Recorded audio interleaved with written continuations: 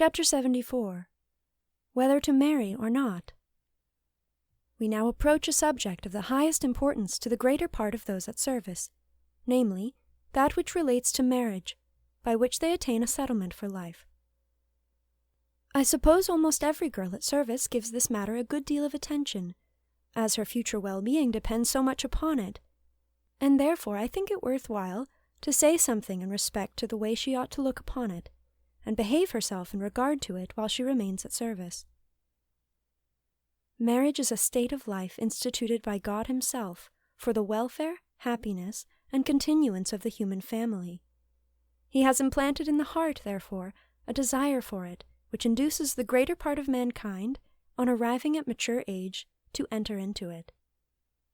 Young men and young women seek for a congenial and suitable companion with whom they can spend their lives in comfort and happiness.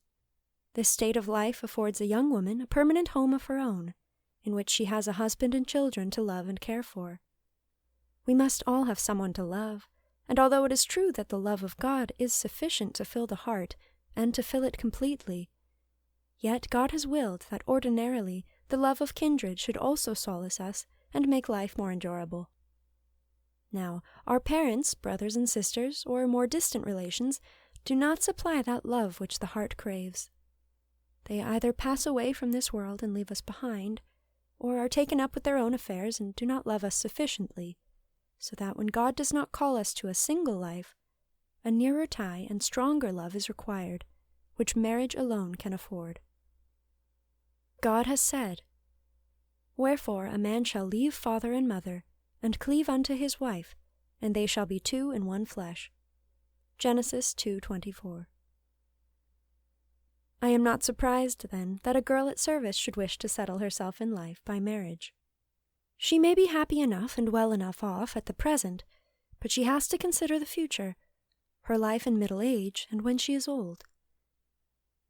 She may very well have a repugnance to being left alone in the world as she advances in life, and shudders at the dreary prospect.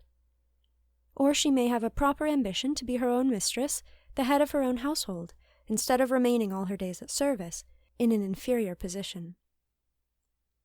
Reflections of this kind naturally present themselves to her mind, and induce a conclusion that if she finds a good opportunity she will get married, and I am sure I see no impropriety in such a determination. Still, she should remember that there is an if about it, and the matter does not lie in her own power. She may never find the opportunity to make a suitable match, and if she does not, it is a clear indication of God's will that she should not marry, notwithstanding she may wish it. Remember the old saying, "Matches are made in heaven." If you are to marry, God will provide a suitable match at the right time, and if He does not, you are to remain content with His holy will.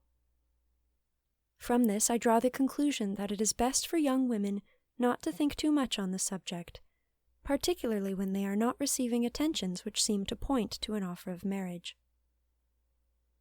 I do not see what good can come of it, and on the contrary, a deal of harm. Thinking about it and talking of it will not bring it about any sooner.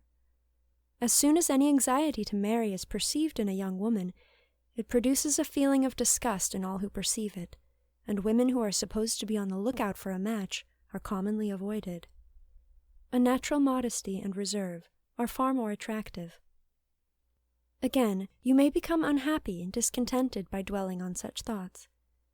You become by them dissatisfied with God's providence concerning you, and a murmurer against Him, and entirely lose your tranquillity of mind, without which you cannot make progress in holiness and God's love. But there is a far greater danger, the danger of losing your innocence and purity of soul. The devil is ready to mix with what is proper and right that which is unfit and sinful. By dwelling anxiously on this matter of marriage and thinking too much about it, you expose yourself to very great danger of falling into sin. My advice, then, is, that without thinking much about it, you commit the whole matter to God, begging Him to take care of you and provide for your future life as shall seem most fitting in His eyes.